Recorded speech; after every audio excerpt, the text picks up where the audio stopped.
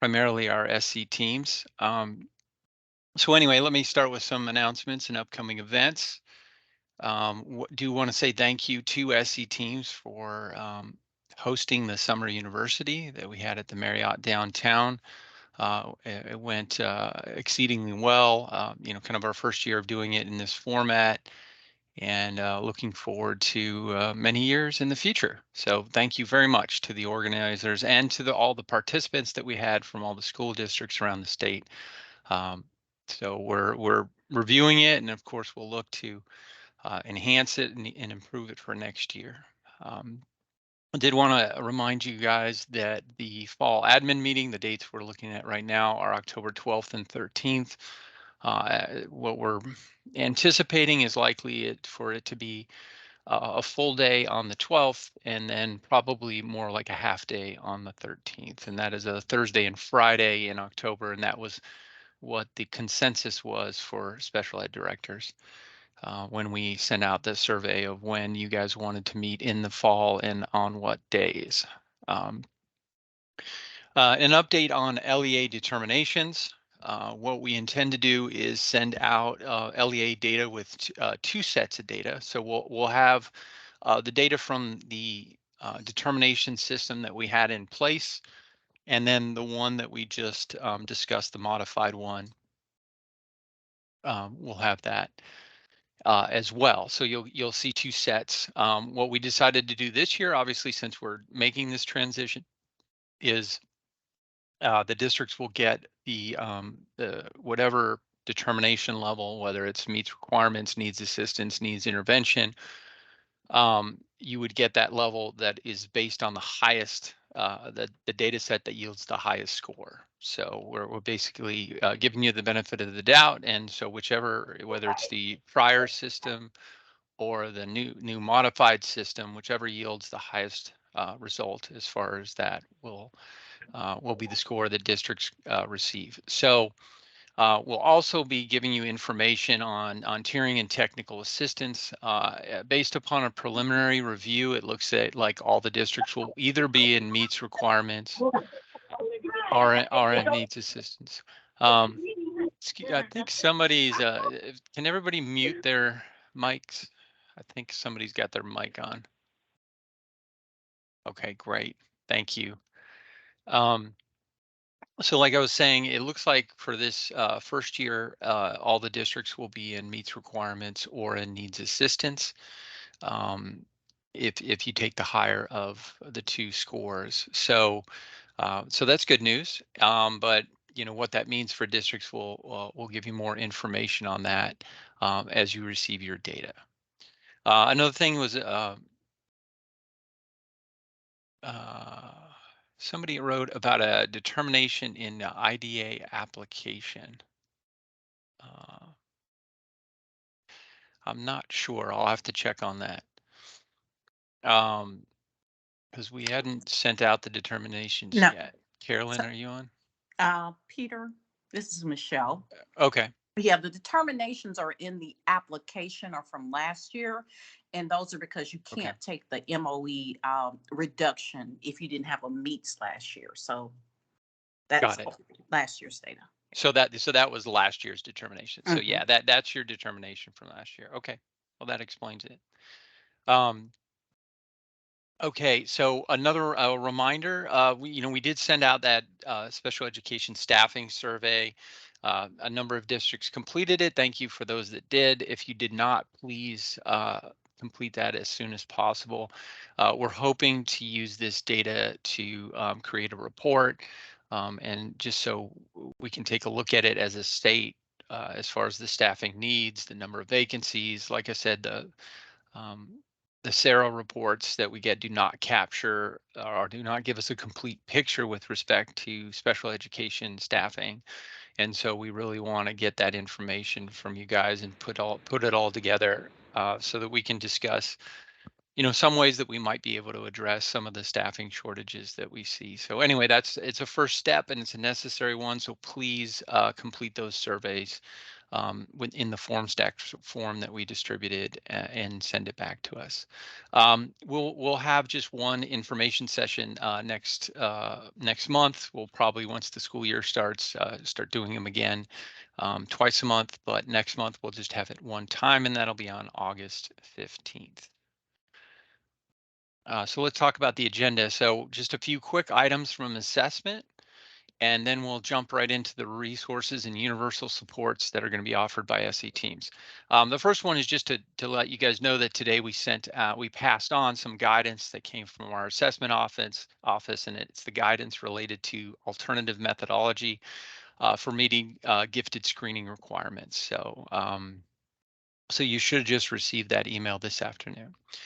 The other one that was Proviso 1.76, and this is just to bring it to your attention as far as what went out. And this was included in the budget for 23-24, and it requires school districts to assess, and most districts are anyway, but first through eighth grades must be assessed using an interim assessment tool, and it has to be at least 3 times a year, so fall, winter, or spring. It also requires districts to submit that formative assessment data to the Department of Ed, so that the Department of Ed can compile a comprehensive report and give it to the General Assembly. And it does, include a little bit of teeth in there. It says that any school district that does not provide the data to the department can have 10% of their state aid withheld until the data is provided. So. There was a question about a summit about staffing shortages as soon as possible. Yeah, we'll get you as soon as we can compile a report. We'll do it. I know we've already been scheduled to come to the SCASA roundtable and discuss staffing at one of their first meetings. But we could have a summit, a statewide summit as well, maybe a virtual one, so everybody can participate. But once we're able to get what information we're able to get from the districts and really figure out, the supply and demand issues that we have, we can start a dialogue. I mean, these are going to be long-term solutions, not short-term, given that, the programs just aren't putting out enough personnel to fill the shortages at this time. 8:15, I'm just fielding the questions in the chat. 8:15 is the next information session, and there's only one. All right. Well, everybody got that. Okay. Well, now I'm going to turn it over to SE Teams for the rest of the time. Thank you. So as Peter mentioned, the rest of the meeting, you'll get an opportunity to hear from each of our technical assistance organizations, SE Teams. Many of you got a chance to meet them doing that wonderful professional development opportunity offered last week through SE Teams University. Just to tell you a little bit about SE Teams is our technical assistance network, and basically their role is to help support the Office of Special Education Services and our support of the Department of Education to help improve outcomes for students with disabilities. They will do this through professional development learning opportunities, through communities of practice, through on-site assistance, webinars, summer trainings and opportunities, which they'll talk a lot about coming up, and also through individual student and or teacher supports, such as the ECHO model, which you will also hear a little bit about in just a few. So who are our SCTA centers? Basically, it's 4 individual organizations that make up our SE Teams. The first is the Academic Alliance, better known as ASK, the Behavior Alliance of South Carolina, better known as BASS, South Carolina Partnership for Inclusion, better known as SCIPPY, and the Transition Alliance of South Carolina, better known as, because we got to have our acronyms and it works if they all rhyme as well. Just some of the SE Teams partners that also work with these organizations are Family Connections and Able South Carolina. The SE Teams partner roles, 3 primary roles that we have in partnership with SE Teams. The first is to provide resources for the SE Teams in terms of our website to support schools and districts to help improve family and community engagement. The second is to assist with identifying, planning, and delivering professional learning opportunities to schools, districts, also to communities. And then the last is to be a voice and to serve as liaisons to the technical assistance centers for the individual. So without further ado, I would like to introduce you to our first technical assistance center, which is our Academic Alliance of South Carolina. Hey there, I'm Susan Thomas, and I am here sitting for Deanna Parrish, who is on a much deserved vacation, and am going to fill you in on a few things that we have coming up for Ask, as I've been working alongside her this spring. So, Shannon, are you driving this? Thank you. The mission and purpose of Ask, and I see Dr. Yell on this call. He is, of course, very involved with this. So chime in anytime, Dr. Yell. But our mission is really to research and disseminate evidence-based practices for schools and districts to improve the outcomes for students with disabilities, but also students with other learning challenges. And we're doing this within an MTSS framework, concentrating on reading, math, written language.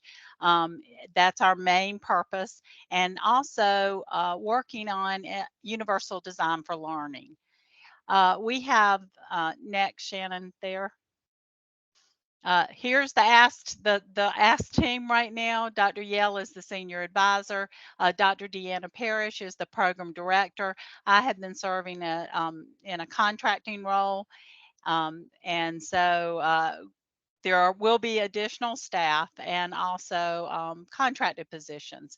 But our goals, we have three main goals within our contract. The first is, of course, to provide technical assistance and support within a tiered model. We'll talk about that a little bit more. And also to implement a networking unit so that we can join together to really work to implement, sustain, and scale up those evidence-based practices. So you've heard of ESPN, or we are EBPN. We are going to have an evidence-based practice network for South Carolina for educators to join together. And then our third goal is really to evaluate what works.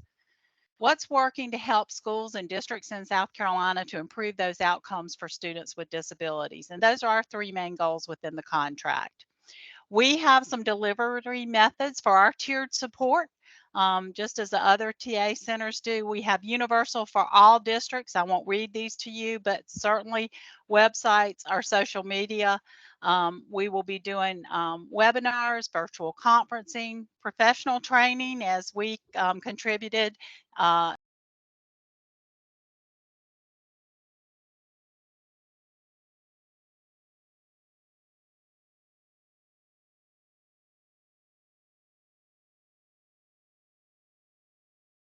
To help you find people, as we're referred from the department of those with those evidence-based practices, so that we know so that we are able to get the right people. If we don't have the trainers to do that, we will maintain a list of people that that is their area of expertise. We will be providing online learning modules, and all the universal supports will be in place. And finally, those districts that have been identified by the OSIS, we will be providing on-site consultation and really be tailoring the training to meet your specific needs based on your data and on your context and your culture. And so those are our main delivery methods. The next slide talks about the evidence-based practices. Certainly we'll be concentrating on those high leverage practices, data-based individualization, making sure our schools and districts are trained on using that to intensify interventions, universal design for learning, evidence-based practices on the science of reading, and also those recommended practices for secondary level students for literacy, evidence-based math, written and spoken language, and then also the MTSS framework, how we fit these practices into the framework, and along with the strategic instruction model for secondary students. And then next, we will want you to save the date. Okay, well, on October 17th, Not sure why that didn't come up. On October 17th and 18th, we will be having an MTSS meeting, and I want to make sure I say the name right. Not sure why that slide did not show up. It will be about integrating general educators and special educators working together within an MTSS framework to support students with disabilities. And so that's going to be on October 17th and 18th. Dr. Judy Elliott, who is a leader in MTSS. She is, if you've ever been to the MTSS Innovations Conference, she is a presenter there on that board. She will be sharing information on how we can better unite to serve our students with disabilities in the MTSS framework. Dr. Paul Riccomini will be talking about those evidence-based instructional practices that our students need, those high leverage practices. We will have a session for elementary and a session for secondary, and this will be for district level teams. As far as our summer back to school professional learning, we have several things coming up. This is one that is actually on one of our Technical Assistance Center sites. What is progress monitoring? It's an online self-paced module, and there are tools in there. You can go into this anytime and complete it. We have 3 of these from the National Center for Intensive Intervention. The next one is how do I select an academic progress monitoring measure? Once again, this is a self-paced 30-minute module, free. You know, you can have you can use this with teachers to look at it together, or this is something teachers could do on their own to earn some certificate renewal credit. The third one is graphing and analyzing academic progress monitoring data. This is a 60-minute module. It can be completed independently, but also is something that you could use with a team of teachers to watch and do together. And then we have 2 that we will be recording. They will be in place on August 1st. The place present levels can take you. And this will be a 1-hour webinar. It will be posted on our YouTube channel. And it will really talk about the data to have a good present level of performance and connecting it to goals and those services to improve outcomes for our students with disabilities. And then finally, we will have, next click, Shannon, we will have okay, there's a slide missing. The next one we will have, oh, there it is. Quick and easy literacy fluency intervention. This will be a 20-minute webinar. It's going to be just instruction on a reading fluency strategy called repeated readings. We will talk about how you do it, and also we will be giving some resources to help teachers implement that. It's an easy strategy you can put in the classroom the next day to improve fluency for students, for all students, but for students with disabilities. And then finally, we are on social media. That slide didn't make it in. And so we'll be sharing those sites with you. Do follow us. We've just started, so we're brand new on our social media platform, but we will be adding information, hopefully video clips of teachers. We're going to be working on that this fall. And here is the contact information. If you want to contact Dr. Parrish, there's her email there. Thanks.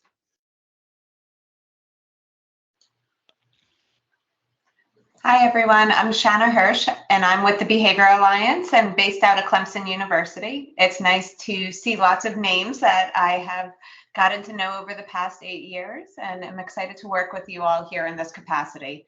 Shannon, you can click to the next slide. Thank you.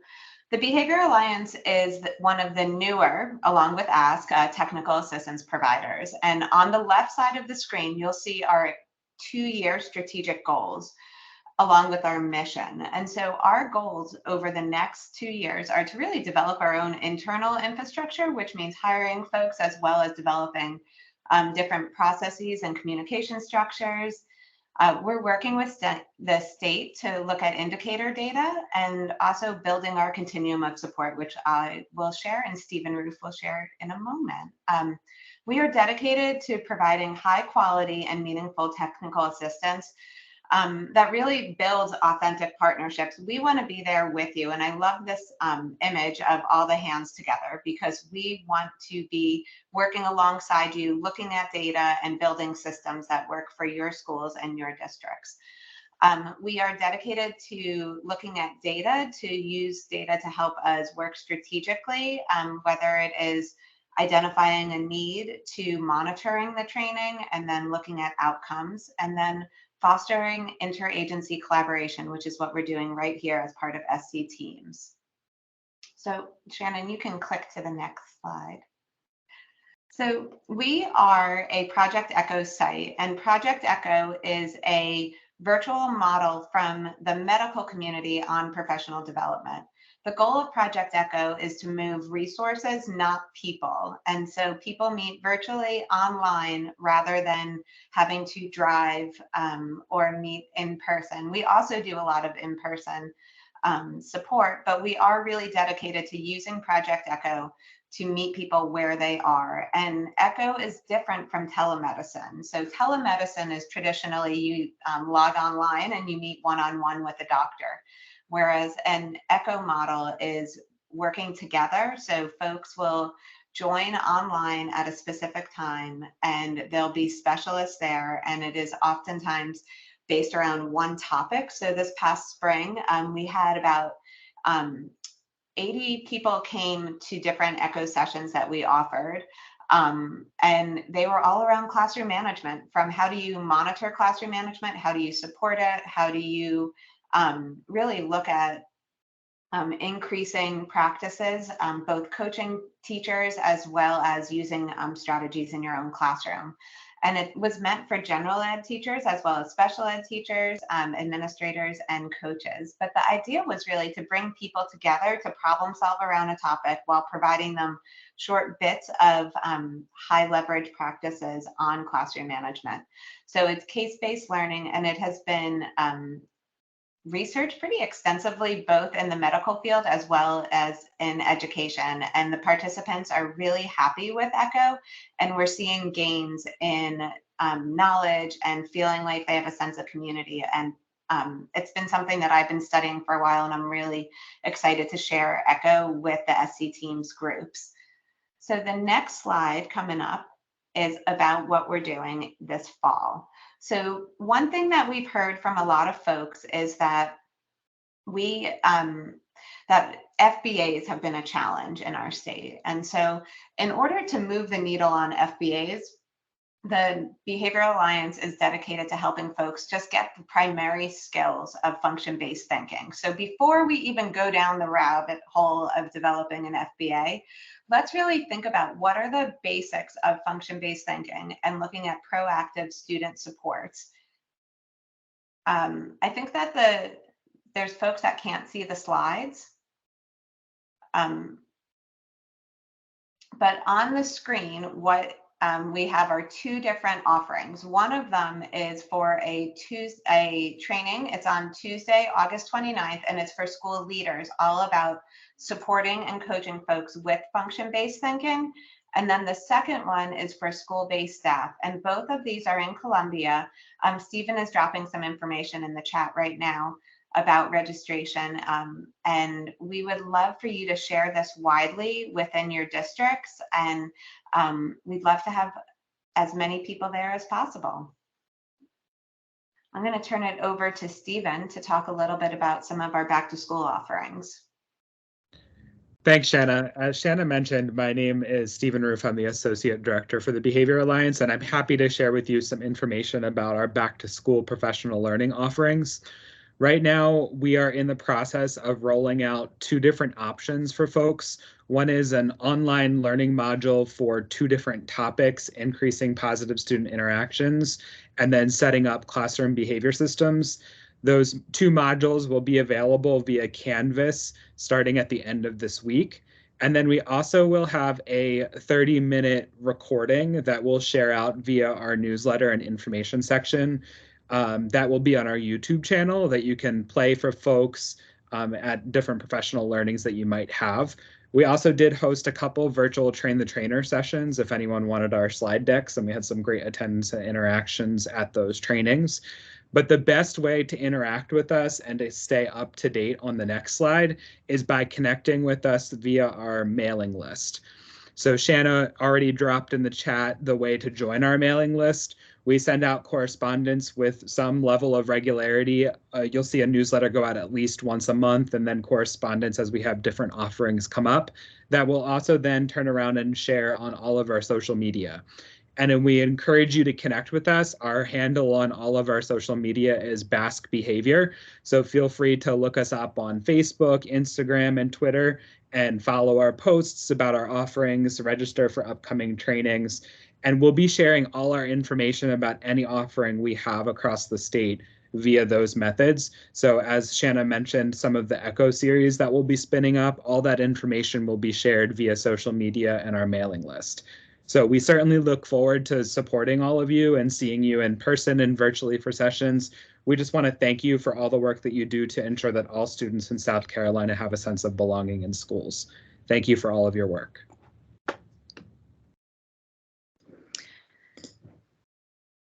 Good afternoon. I am Jennifer Harris. I am representing South Carolina Partnerships for Inclusion. We are the early childhood.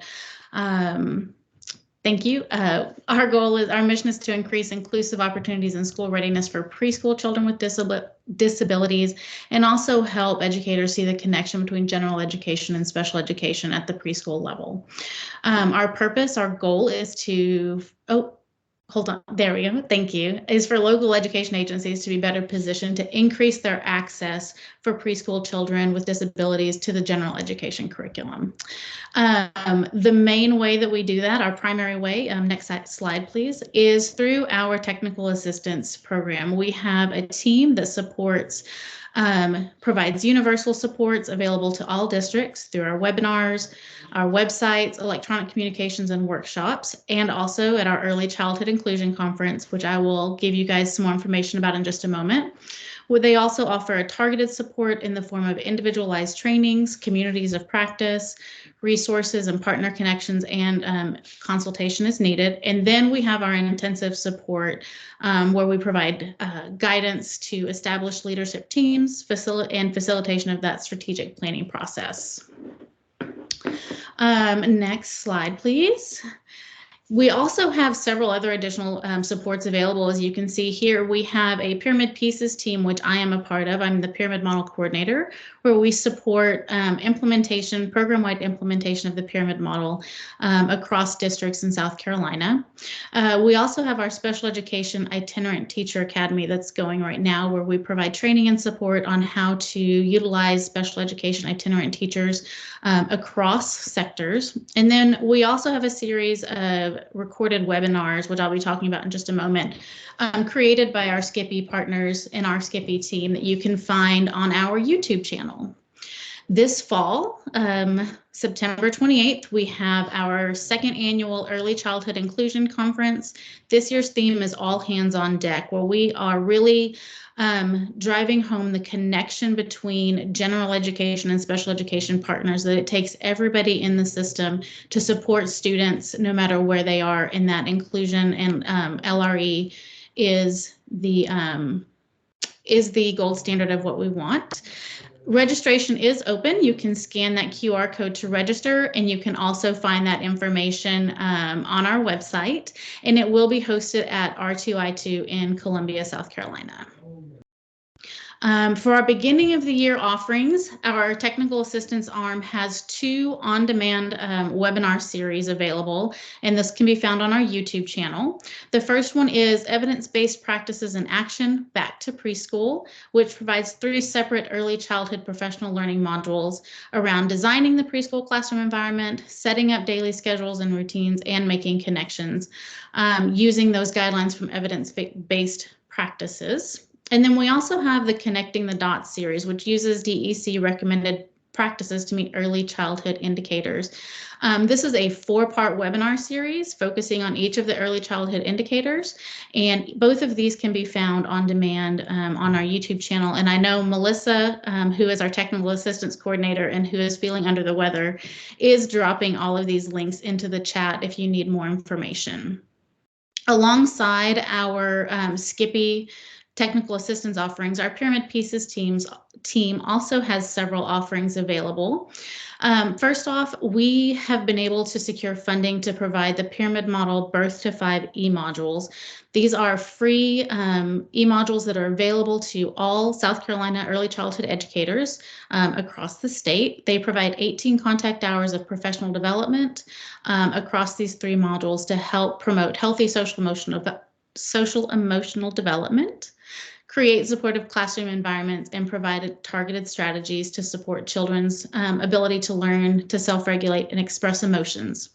Our behavior specialist, Ellen Andrews, has also developed a webinar on improving behavior with the 5 classroom-wide practices from Prevent, Teach, Reinforce for young children. And this is a 1-hour on-demand webinar that outlines the 5 classroom-wide practices and where and how they can have a significant impact on children's behavior. You can find links to each of these on-demand modules and webinars on our website, which is scpyramidpieces.org. And these are free and available. They also come with facilitators guides so that you are able to work with your staff and walk through the trainings with them as you need to, or you can have them do them on their own. Finally, we hope that you can stay connected with us. We are on Instagram, Facebook, Twitter, YouTube, and LinkedIn. And you can always contact us at Skippy, SCPI, at mailbox.sc.edu.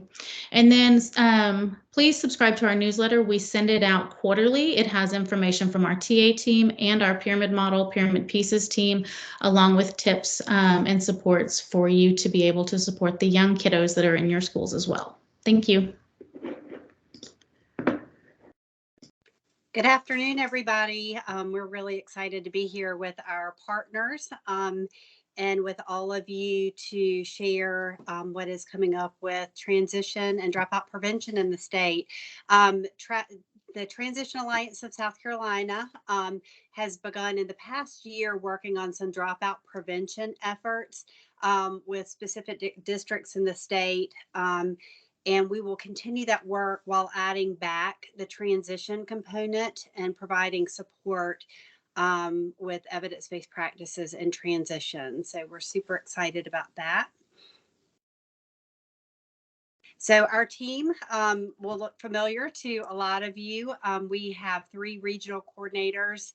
I'm the program director, Joy Ibaster, Leah Irwin, and Michael Stutz also work in the region as district liaisons.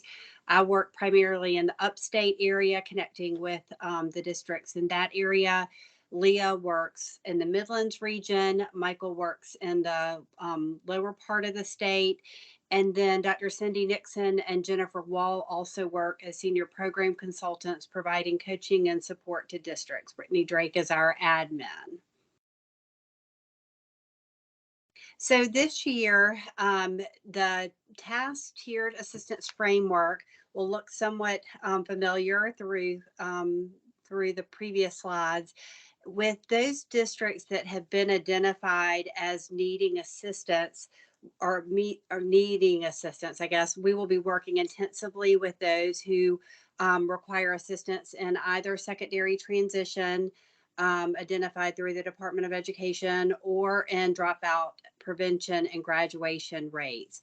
So that looks like kind of collecting data that is specific to the needs of those districts to identify what the root cause of those struggles are, and then providing individual support with the addition of local graduation teams, development of strategic plans, early warning systems, and interventions as needed and individualized with those districts. In addition, we again will be establishing a community of practice for those districts that are working on dropout prevention efforts to build that community and networking, and also to continue with a professional development piece of that. With the moderate assistance level, that will again be by application. At the end of this session, I'll be sharing a QR code to that application, or if you receive these slides, you can click through. And that is a very brief application, and brief intake process, looking at data, and then identifying the support needed. Basically, it's a short-term limited TA based on the individual district needs, and it could include training, technical assistance, coaching, or resource connection, and would be based on those evidence-based practices in the field. Universal, again, we are going to be hosting a statewide transition conference this year, which we're really excited to get back to that. It will also include pieces related to dropout prevention. So we are going to be bridging that gap between getting kids across the finish line and ensuring that they are prepared for the next step. And that will include elements of strategic planning, networking, and education. That we are still working on the date, but it looks like that will probably be a November date, likely even after right after Thanksgiving. That should be coming out like in the next week or so as far as the date goes. We will be also providing virtual trainings. If any of you are familiar with our website, you can learn more about trainings that are offered there. Would you go back? I'm not sure who's run just to the previous slide. Thank you so much. I need my memory's not as good as it used to be. So, and with the virtual trainings and communities of practice around specific content based on district needs. If you're not signed up for our newsletter, we send out a monthly newsletter with information and resources related to that. It also has a piece every month on the credential and any new news or updated information and resources specific to the credential. So that is available to anyone, any district in the state or provider in the state that is invested in connecting and learning more about transition. So our website, I guess we can go on to the next slide. Sorry to confuse you. With our professional learning opportunities on our website, you should be able to pull this off of the link at the bottom of this page. I know you've heard as each of the TA centers is offering a set of back to school training modules, and we're really excited to provide modules in the high school employability credential and dropout prevention and secondary transition, and also in college and career readiness. With each of these, they have between three to five short, meaning 30-minute-ish video modules along with the PowerPoints and related resources, and they're all kind of 101 as far as transition 101, getting the basics of what is transition, the law, IEPs, that kind of thing, assessment, and then dropout prevention would be an overview of best practices and the needs and data in the state, that kind of thing. But at the end of each of one of those, if a participant goes through each one of those components of the module, then they would complete an assignment that is short and would probably take maybe another hour to complete. And then they will get a full day of course renewal credit for each one of those. So in theory, if someone went through all four of those modules, they could come up with 4 days of course credit renewal. Our website, okay, we can move on to the next slide. Thank you. So to connect with us, you can visit our website at the transitionalliancesc.org. There you can request support from us in the area of moderate assistance. This could be related to transition. It could be related to dropout prevention. And visit our resource repository. If you have not yet seen that resource, it's amazing. And it contains a plethora of of resources specific to dropout prevention and transition, but it's the Task app. And Mike Stutz, one of our coordinators, has put that all together for us. So I'd encourage you to go there and peruse that as well. And then to keep an eye on our newsletter for the statewide interagency transition conference will be coming again in the fall of 2023. So that's it. Thank you for the time. I appreciate it. All right. Well, they were very fast and efficient, so that's great. A few questions came in while we were providing the information.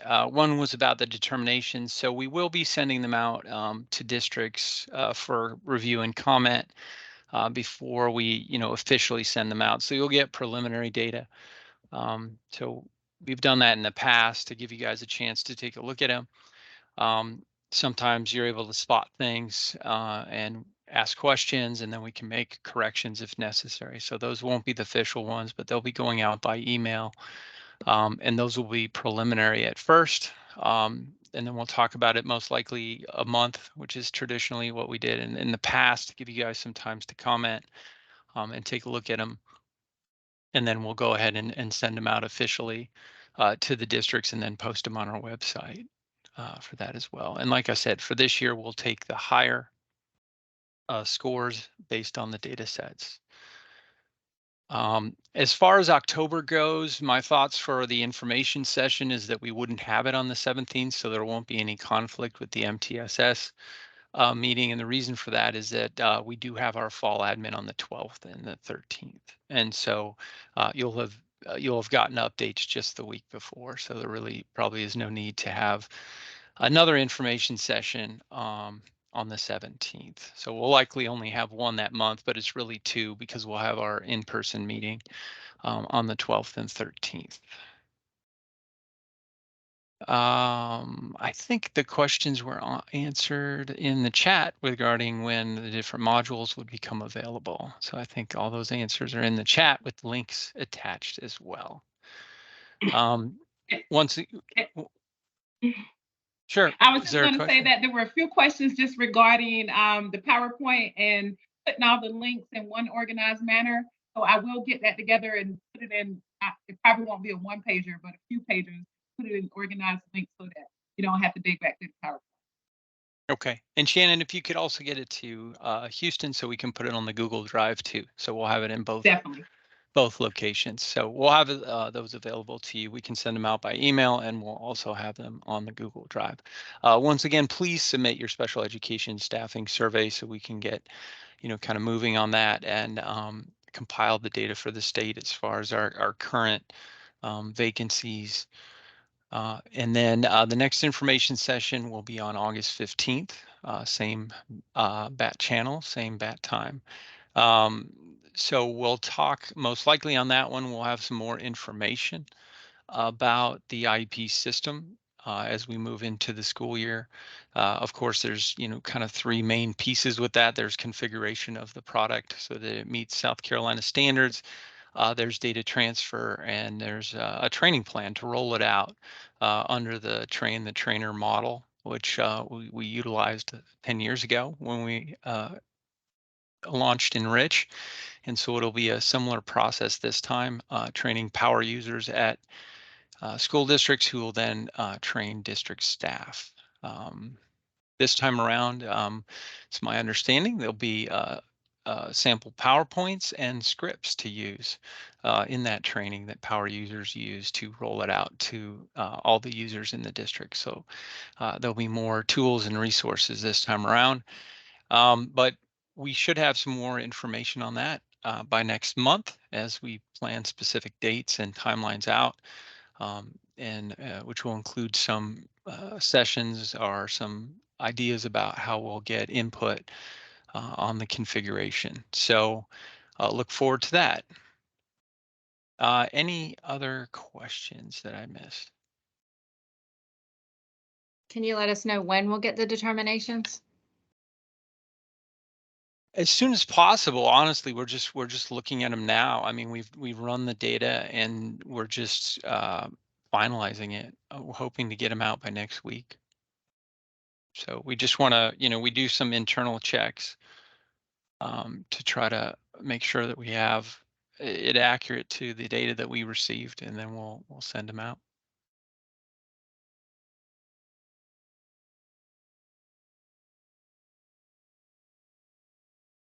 All right. I know this was kind of a fire hose of information from SE teams. They're more than happy to answer your guys' questions if you want to reach out to any one of them. If you have specific needs, whether it's for the beginning of the school year or as the school year rolls out, please feel free to do it.